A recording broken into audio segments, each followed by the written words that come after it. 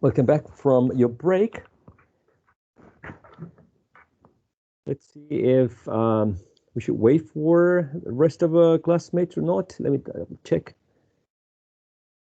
I have Mess here, who's in, who's out. I see Camila, Carla, Consuelo, Daniel, and Jocelyn, Javier as well. It's not showing the way it's supposed to be regular. Okay, now I'm getting a clearer version. Camila, Carla, Consuelo, Daniel, Fernanda, Javier, and Jocelyn. Okay, and I understand. Okay, Christian and Gabriel are not part of the section, right? So the idea is that considering the bad connection, the bad internet connectivity, in general, this is a broad question. What do you know about Shakespeare? What do you think is so relevant? What do you think we're talking about Shakespeare now? And what do you think he has been included in this core syllabus? Anything that you know is fine. If you don't know anything, also fine. What do you think it's Shakespeare important? Fernanda? I believe that it is because he was in the time where English was changing and incorporated as a new language. Okay. Something like that. I don't know. Yeah, excellent. Anyone else who would like to compliment? Also, I think that because Shakespeare include new elements to the literature of those years, like some special, I don't know, elements, for example. Thank you so much. Anyone else who would like to elaborate?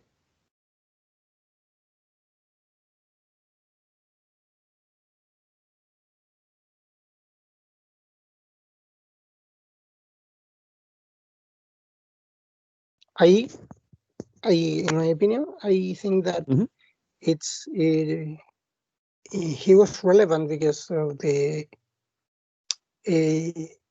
was the first. I'm not certain about this what I'm going to say, but I think that he was the first man that wrote plays, and the theater in that time was one of the the most important events that happened at that time, or the newer I don't know how to say it, but the new trends in at that age. I mean, he was the one who talked about love and betrayal and not corresponding love, and that was interesting regarding theater at that time. Maybe, I don't know. Yes, thank you, Daniel, for elaborate. Right, and it's good. It's good that sometimes you try a guess and you finally learn that you were right about that. Right. I'm not going to confirm or refuse. I'm going to look about that information. Yes, do that, please. So the contribution of Shakespeare in his time and later on, basically, it's like when you throw a stone on a fountain or on a lake, and then you see all these waves expanding more and more. When we think about contribution, we need to think about not only about his contribution these days, the ones that we're discussing now, but also later on in future plays.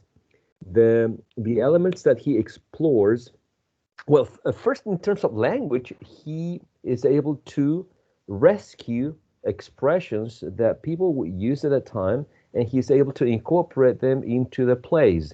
And by adding this language, he is, because dictionaries did not exist for a long time in the English language, right? So the idea of incorporating language that was accessible at the time, that was part of everyday conversations, but that wasn't recognized in works of art, was a great contribution, because many of the expressions are still being used.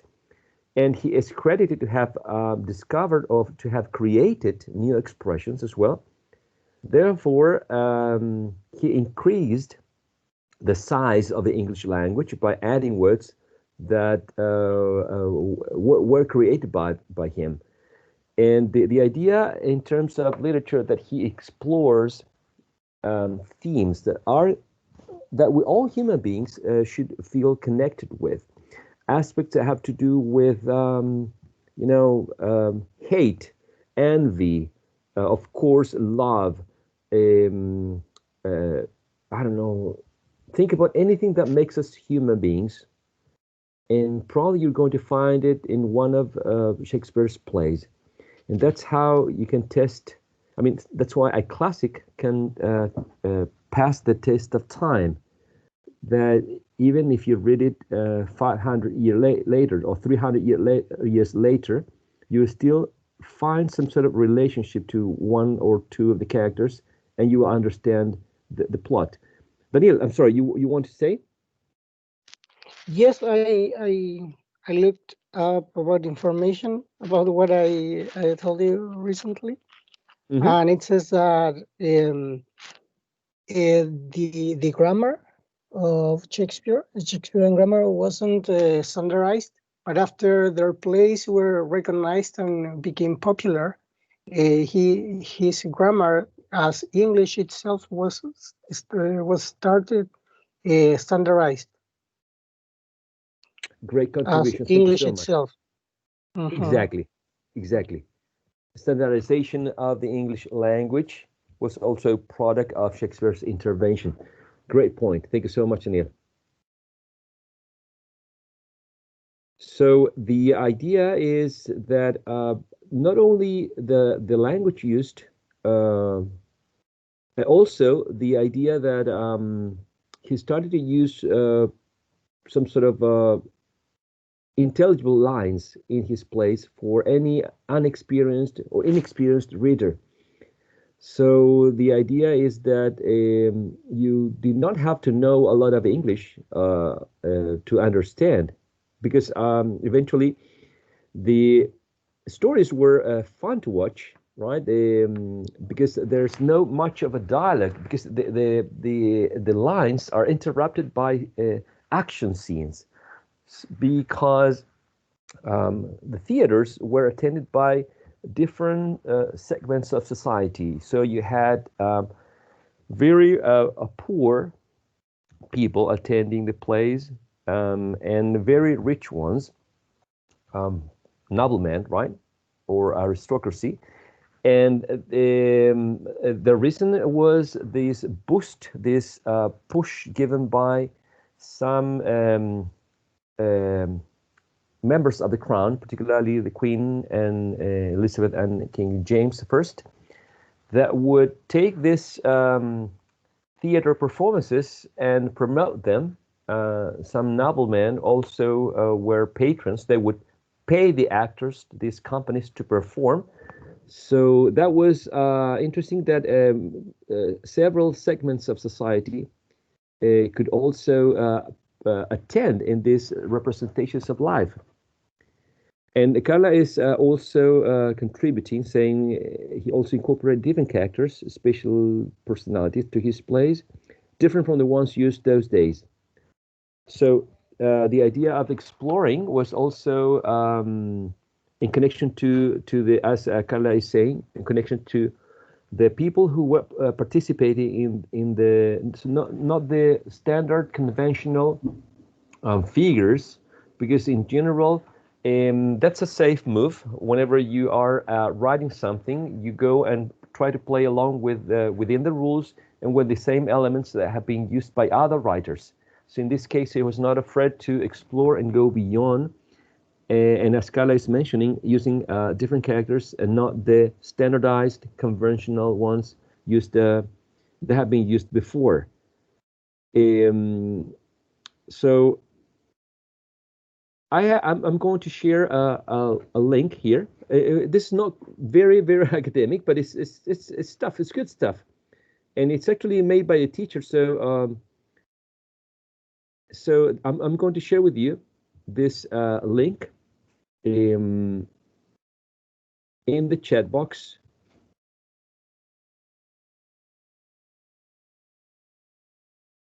Sorry, I meant this other one, which is an academic video, but not the ones that you would consider to be a bit dry and boring and long.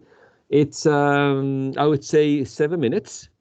And what I want you to do, because of the internet connection, that somehow might break down at any moment, I want you to watch this video and I want you to take notes. The notes that I want you to take have to do with what calls your attention. I mean, I have several questions here, but I don't want to show them to you. I want you to watch the video, and I want you to take notes about anything that calls your attention. I want you to pay attention to specifically the setting for theaters, where theaters were located, the theater status, and also about the theater stage. Okay, so please watch the video. The link is in the LMS. Watch it. You're supposed to take between 7 minute 15, and I'm going to time so we can get back in the next say 7 minutes and 30 seconds. Okay, so watch the video and take notes, because about the video we're going to have a conversation, a class discussion later. Did you all get the message in the chat box? Yes. Yes, Okay, Professor. thank you so much. Yes. So go watch the video. I'll see you in 7 minutes and 30 seconds, roughly, all right? Okay. Alrighty, Sorry. good.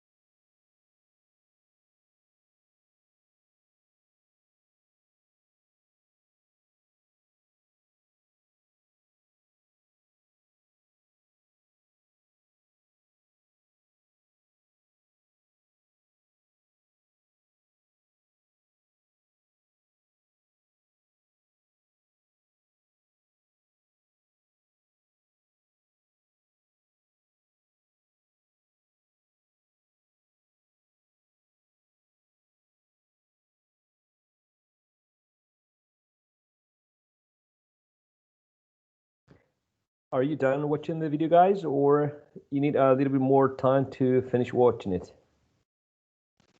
I need more time, Professor. Alrighty. What about 5 more minutes? Yes, thank you. No problem. Yes.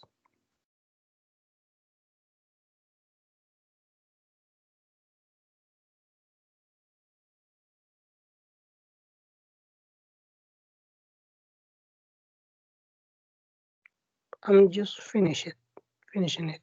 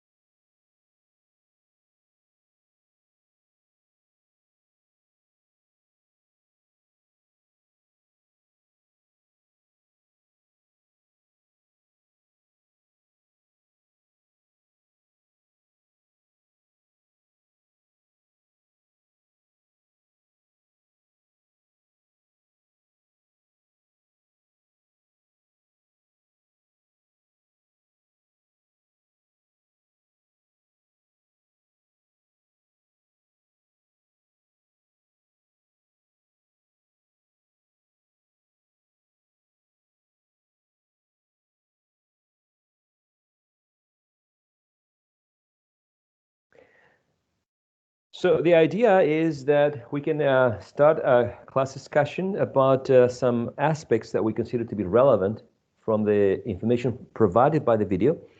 And there are some leading questions, but that can only help us to guide the conversation. So the main idea is that we can rebuild with the information provided in the video some sort of perception about the theater in this time. Okay, so if you would like to mention one aspect that called your attention from the video, you can go ahead. The other option is that you can choose one of these questions and could elaborate an answer. We can go either.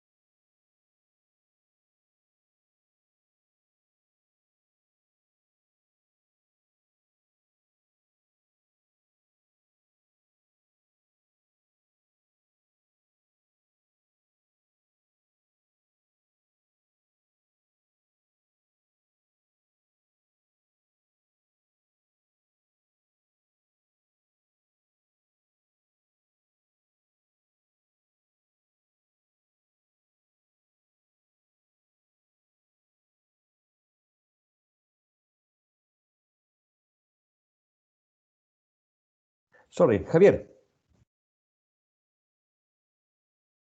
Oh, Mister, yes. I'm sorry I was not able to hear right what you said about the questions. I wanted to add something about theater.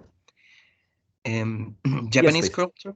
Yes, Japanese culture. It's regarding one of the questions. Is the one before the last, the who played the female roles in the Japanese theater version, which has his most famous like era, like 100 years ago, from this age, like 1500 in 1400, the 14th century, or Japan. They also had these theaters. Its name was kabuki, which was the high class theater, and there as well were not women allowed within the in its early stages. There were not women allowed to perform, and as well there were young males who, as the video mentioned, were dressed as women and put a lot of makeup on. The makeup obviously was quite different from the two types of theater, but it calls my attention the fact that these patriarchal societies wouldn't allow women within the theater. It reminds me a little as well of how the church did not allow nuns to paint or to create the books that they were in charge of creating. Like I recall from other things that um, bishops and monks were the ones who had like these printing places where they didn't print. Obviously, they wrote Bibles and draw and paint them. Well, that one is the same. But marvelous contribution. Yeah, I'm aware and a little bit familiar with the Kabuki theater, and exactly as you were mentioning, there we see certain similarities in terms of how the role of women were diminished, or at least make unknown for the rest of the generations.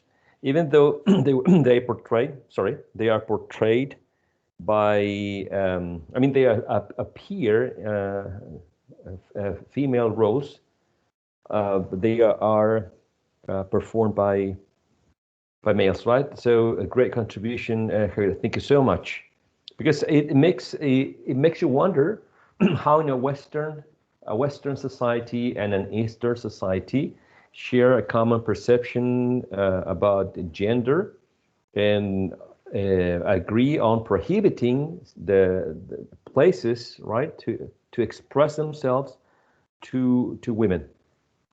Excellent contribution. Um, any yes, Daniel, go on. Yeah, regarding what Javier said, and this matter of female roles, that was something that caught my attention while I was watching the video, and I sought for the meaning that why women weren't allowed to participate in this place, and I found that it said that women were poorly educated, and they didn't have the right of will to decide if they wanted to participate.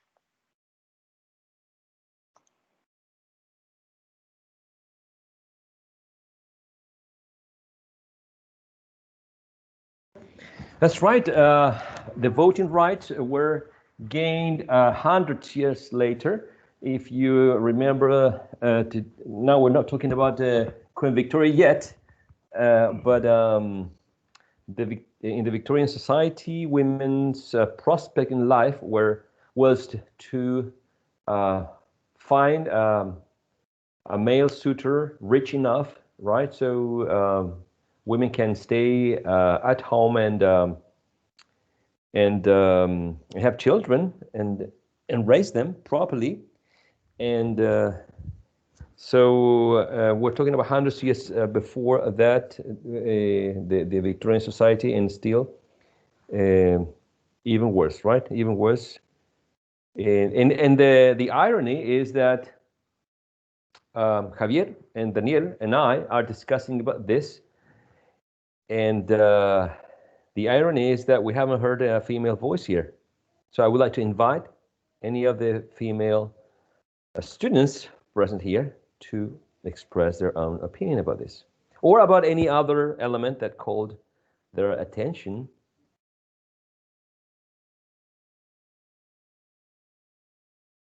Okay, I would like to say something. What calls my attention and has always called my attention is that the power that church has over some decisions. For instance, they decided that the theater was immoral, so they didn't give the approval to perform in London. So I think that that is a role that the church has been playing all over the years, and now we are trying to change that and to permit ourselves to be more free with our perspectives, feelings, and actions without hurting someone. I mean, that's what I think. Right. Anybody else's sensibility, and we understand that because that's a personal opinion, and we all respect personal opinions here, right? And a place mutated, a place changed from a place that in the medieval times were performed in the in outdoor areas to teach morals, to teach lessons to the audience, and that were mainly used as a vehicle for Christian values. So the place mutated to explore other less spiritual, so to say, right? Less spiritual matters, and to explore the human passions, right? Such as, to explore love and hate in different ways. So that's why probably there was a misunderstanding between the new plays written at that time and the church. They were not going like in same directions, right? So to speak. Other opinions, please, other perceptions.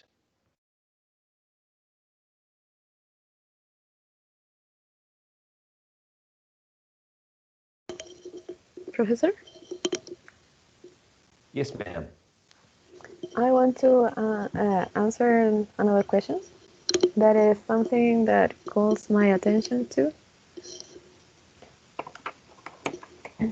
It was yes, please, go on. It was the way in which they advertised the place using these flags, these different color flags.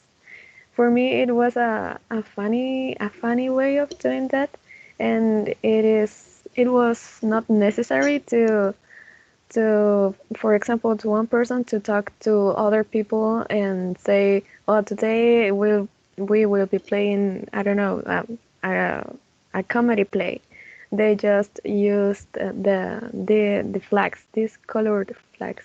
It was interesting, at least for me.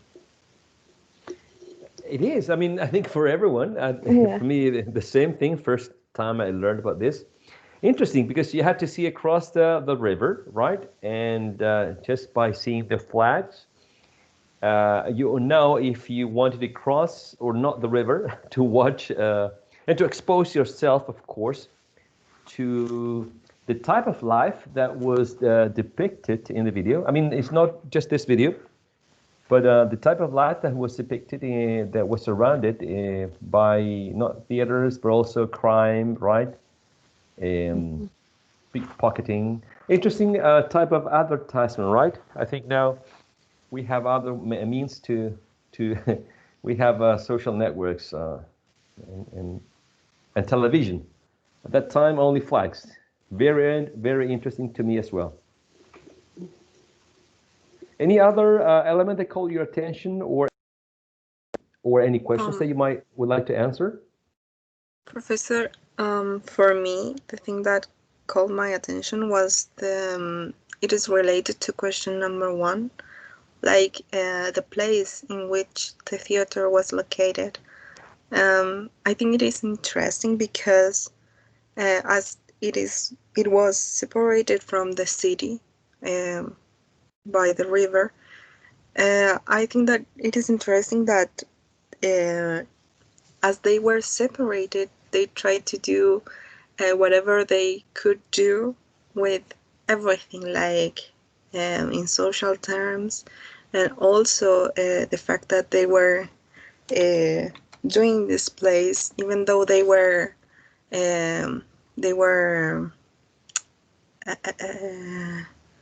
even if they were illegal. So I don't know. I think it was very admirable that Shakespeare could bring out all these beautiful plays to the world, even though they were not accepted by the church.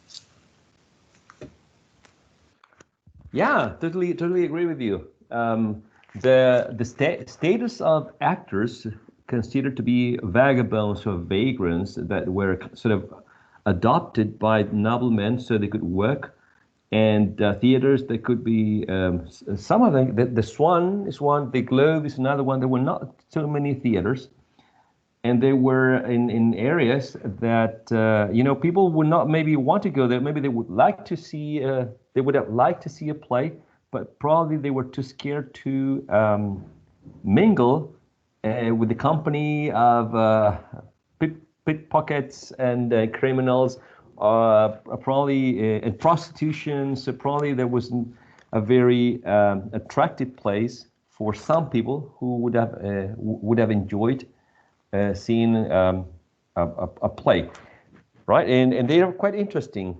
I mean, if you skip some differences in terms of language, you can still perceive the intensity, even if you don't get all of the words, even if you don't understand every single expression. Still, you can understand the way that the characters relate to each other. You can understand treason, greed. You can understand all these very low human passions that drive people to do really negative deeds, right? And did you get anything about the groundings, by the way? Did anyone did anyone understand what the groundings were or who they were?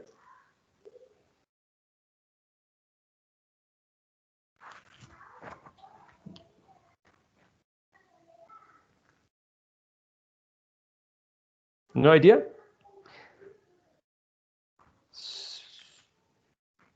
Because I don't want to spoil it. I don't know, but it looks like Grounding. Daniel wanted to add something. Yes, Sure. but I think that it is the same thing that we are going to say. Like the groundlings, it is like the public, like they were in front of the stage and they could see the place, and also they can buy some, I don't know, oranges. I remember that in the video were mentioned, and that is what I could take notes about. That's right. That's right. They were in front of the stage, right below, in an uncovered space. So if there was some sort of drizzling or a little bit of rain, they would get the rain, the drizzling. They would be not covered by any roof. So it was quite an experience, because these days I guess you pay the seats which are closer to the stage, more expensive, right? I think they are the most expensive seats, the one just in front of the stage, and in this one, in this context, it wasn't, but the ones in which you were able to sit, and also you had roof over your head, right? So they could not mix. I mean, anyone could attend, any member of society, just paying the right amount of fee, but they were not mixing there. I mean, so it's interesting that you can find same people but without mixing each other in terms of social segments, right? Also, that speak to us in terms of the variety of people, meaning literate people and illiterate people who were able to maybe perceive irony, were able to perceive different puns and plays. Puns is like a language game, right? But people who were illiterate, so probably were not able to perceive every single nuance, every single element in the language. So Shakespeare and other playwrights would address all kinds of audiences by providing them what they wanted. Some of them wanted more elaborate language, so Shakespeare would provide that. People would go to a play to see action and to be entertained, just like soap operas these days, or when you go and find in a social network videos or memes or anything that calls your attention to be entertained, or Netflix to watch a movie. So people would go there also to be entertained. So Shakespeare and other experienced playwrights would experience this sense of telling a story. So people would see people flying on the stage, would see sword fights, would see people coming out suddenly and surprising the lovers, or a sequence of events that would be quite entertaining for people to watch, and at the same time with elaborate language, so people could perceive this not as raw as people would paint it, because if you compared poetry and plays, poetry were considered to be more sophisticated or more elaborate, right, more artistic than plays, and I guess because of the setting surrounding theaters. But also you can have the best of both worlds. If you went to a theater, you could get action, you could be seeing something that's interesting, so your life could be less miserable. If you were poor, for example, at least you were taking from that reality for sometimes, at least for 2 hours and a half. And also you would be able to be entertained by the language. That's interesting, right? Not only action, but also elaborate language. So I think it must have been a very good, interesting experience. Actually, I would pay to travel back in time in a travel machine to be able to be at one of these plays. So, if you want one spare, one free traveling time, if you want to give it to someone, I could use it to go to attend one of these plays. So that's interesting about the proposition that you can find in the Globe, the Theater of the Globe or the Swan. You could see these companies of men that would perform what playwrights wrote, in this case, Shakespeare, right? They would give life to these experiences that would entertain people and would educate them as well. Because plays would talk about tragedies, would talk about love, would talk about politics. Because, you know, Shakespeare wrote comedies, so people would be entertained, and also tragedies, and also political play. If you pay attention to what he wrote, mainly you can classify the plays into these three categories, right? Tragedies, comedies, and political plays. So I wonder what are we going to get later on, because Carla, do you still have a comment, or is that little hand is still up because you forgot to? Oh, sorry. No, that's all right. That's all right. That's all right. So I'm very sorry because of the time. I was sharing the screen, therefore I didn't see the time. I apologize for that. I think we're having two plays sometime in the future. One of the plays is Hamlet by Cristóbal Santelices, Grace Muñoz, and Mariana Jaque. And the other one is Othello con Carla Avendaño, Fernanda Ordanibia, Consuelo Fernández. Is that right? Is this false information? It's true, not true. It is true. It is true. It is true. All right. All right. So remember, I sent you an email address if you wanted to discuss a little bit more with Ms. Alejandra Ayala, who's very interested in working with groups that are performing or giving a report on a Shakespeare's play. So thank you for staying. I'm sorry for taking up so much of your time. Remember that in the LMS you can find other elements. Okay, you can find two PDF files that contain historical and social background, and the other one literary background. These are really good files that contain very, very interesting information. And also there are several other videos, this one being the one you watched. And there are others that also deal with the Elizabethan theater. And specifically, I think there's one in which you're taken like to on a tour to explore the globe, the Shakespeare built by the theater built by Shakespeare. All right, so I will see you next session, I believe on Friday, God willing. And are we having a presentation on Friday, or sorry, not a presentation, a report by any of the groups mentioned, or we're not having any book report or play report in this case?